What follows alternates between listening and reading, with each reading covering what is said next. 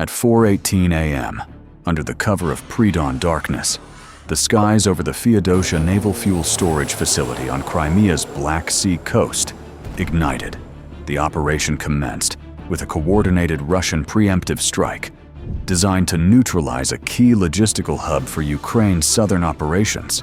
From inland launch points and offshore positions, Russian Sukhoi Su-30SM multi-role fighters, supported by ground-based BMP-3 infantry fighting vehicles providing local security, initiated the attack.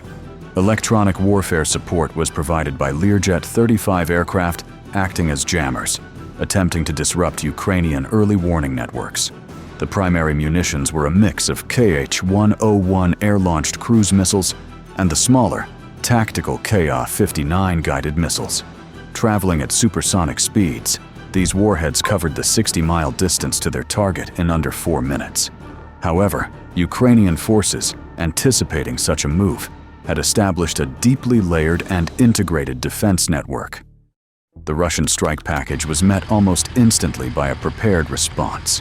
Vilka-M multiple launch rocket systems, Ukrainian Su-27 flanker fighter jets, Gepard self-propelled anti-aircraft guns, and even novel assets like unmanned ground vehicles, rigged as mobile bombs, were activated.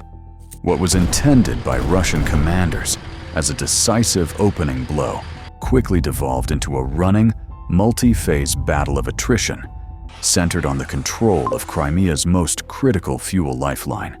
As the echoes of the initial Russian missile impacts faded, Ukraine launched its counteroffensive. At approximately 4:22 a.m., from concealed staging barges positioned just 2 miles offshore, a swarm of naval surface drones and low-profile, rigid-hull inflatable boats, RIBS, surged towards the coast. Their primary mission was not direct attack, but strategic deception. They rapidly unfurled a dense smoke and flare corridor, stretching nearly half a mile across the water's surface. This chemical haze, combined with the intense burn of magnesium flares, was specifically designed to blind the fire control radars of Russian S-300PMU air defense systems, forcing their crews into a time-consuming recalibration cycle. This brief window of electronic confusion was exploited with precision. Ukrainian Su-27 fighters, flying at a perilously low altitude of just 150 feet, knifed through the smokescreen. Their afterburners skimmed the waves as they released their payloads, British-supplied Storm Shadow cruise missiles. Guided by GPS to their pre-assigned targets, each missile punched through the reinforced concrete walls of the primary fuel silos, resulting in massive secondary explosions that sent fireballs hundreds of feet into the sky. Simultaneously, the sea-based component of the assault pressed forward. Under the aerial shield provided by the Su-27s, armored barges carrying Gepard self-propelled anti-aircraft guns advanced at 25 knots. These platforms created a mobile wall of flak, firing streams of 35mm shells that shredded incoming Russian cruise missiles and interceptor drones. Behind this protective screen, trucks carrying Vilka-M rocket systems rolled onto freshly secured pierheads, their launchers elevated, sending precision-guided salvos arcing 40 miles inland. Russian coastal gun emplacements and command and control nodes erupted in orange flashes as the rockets struck home. This synchronized assault fused air, sea, and ground assets into a single, high-tempo operation. The smoke curtain masked Ukrainian movements, the Gepards denied the airspace to Russian counterfire, and the Vilka-M rockets systematically dismantled coastal defenses. By 4:35 a.m., the initiative had shifted decisively. What had begun as a Russian ambush was now a full-scale Ukrainian offensive, with the Black Sea itself transformed into a launchpad for the assault. With the smoke corridor still providing concealment, the assault transitioned from sea to land. At approximately 4:45 a.m., Ukrainian T-72AMT, main battle tanks, and Polish-made Rosomak infantry carriers stormed the piers at nearly 30 miles per hour. The drone swarms that had guided the initial missile strikes now shifted their role, hovering at 500 feet to provide real-time reconnaissance, mapping every Russian defensive position and feeding encrypted coordinates to the armored spearhead. The ground forces advanced in tight formations, maintaining a separation of no more than 50 yards between vehicles to create overlapping fields of fire. Preceding the main armored thrust were compact, four-legged unmanned ground vehicles, colloquially termed bomb dogs. These robots moved stealthily along service trenches and beneath exposed pipelines, planting shaped charges at critical junctions of the underground fuel pumping grid. Controlled via encrypted short-range links, they systematically ruptured the arteries feeding the massive naval fuel tanks. The result was a series of muffled, surgical blasts that severed the fuel flow without detonating the main silos,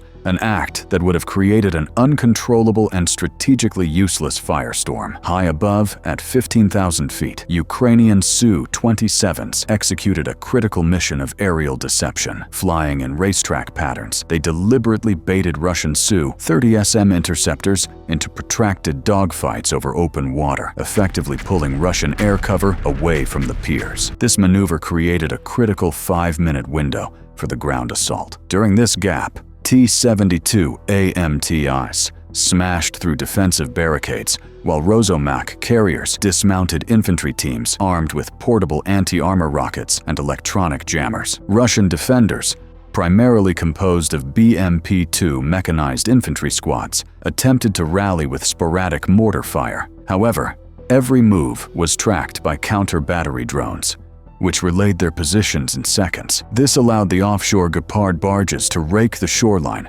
with precise 35mm bursts. By the time Russian reinforcements could close to within 1,000 yards, the pumping grid was crippled and key junction sheds were under Ukrainian control. The naval breach had successfully evolved into a tight ground encirclement, setting the stage for deeper strikes. By dawn, the pier had become a labyrinth of twisted steel and burning diesel. Ukrainian forces pressed deeper into the complex, with the T-72s and Rosomaks securing the perimeter. Small unmanned ground vehicles, UGVs, the size of all-terrain carts, deployed from hidden ramps and entered the service tunnels. Equipped with thermal scanners and LiDAR, these robots mapped the underground fuel arteries in real time, feeding encrypted data back to fire control hubs. This intelligence was actioned immediately. Vilka-M rocket batteries, positioned 6 miles offshore, received the targeting data and launched precision salvos that hammered pressure nodes and sealed off burning sections, preventing the fires from spreading to the civilian districts of Feodosia. Concurrently, US-supplied M142 HIMARS batteries, stationed 20 miles inland, joined the assault. Their 200-pound warheads collapsed, reinforced concrete bunkers housing Russian command servers and ammunition stores. This coordinated fire mission, guided by UGV scouts, turned the sprawling storage complex into a shrinking pocket of destruction. Russian counter-assaults were fierce, but ineffective. Columns of BMP-2 and BMP-3 infantry fighting vehicles charged through smoke-choked service roads. However, they were continuously tracked by loitering sniper drone teams operating at 1,500 feet. Using high-resolution optics and AI-assisted targeting, these drones marked the BMP hulls for immediate elimination by the offshore Gepard cannons. By 6 a.m., the interior of the naval fuel depot was no longer a fortified facility, but a fractured furnace. Russian defenders were split into isolated pockets, their command structure shattered. With the facility's core destroyed, the Ukrainian objective shifted from physical destruction to long-term strategic paralysis. At approximately 6:30 a.m., electronic warfare UAVs established layered orbits up to 3 miles wide, operating at altitudes between 2,000 and 3,000 feet. They saturated Russian command channels with spoofed signals, rendering radio communications useless. Simultaneously, mine-laying robots, deployed from Rosomak carriers, crept along every rail spur and service road leading into the complex. These UGVs planted smart anti-vehicle mines, programmed with a time delay arming sequence, creating a silent, lethal no-go zone around the entire facility. This ensured that neither supply trains nor emergency repair crews could approach. Overhead, Su-30SMs and long-endurance drones conducted mixed strikes against secondary infrastructure. Storm Shadow missiles targeted railway switching yards and fuel transfer valves up to 25 miles inland, while Vilcom rockets pounded bridge approaches and convoys, attempting to stage for a counterattack. Each strike was carefully selected to sever logistical arteries without causing collateral damage to nearby civilian areas.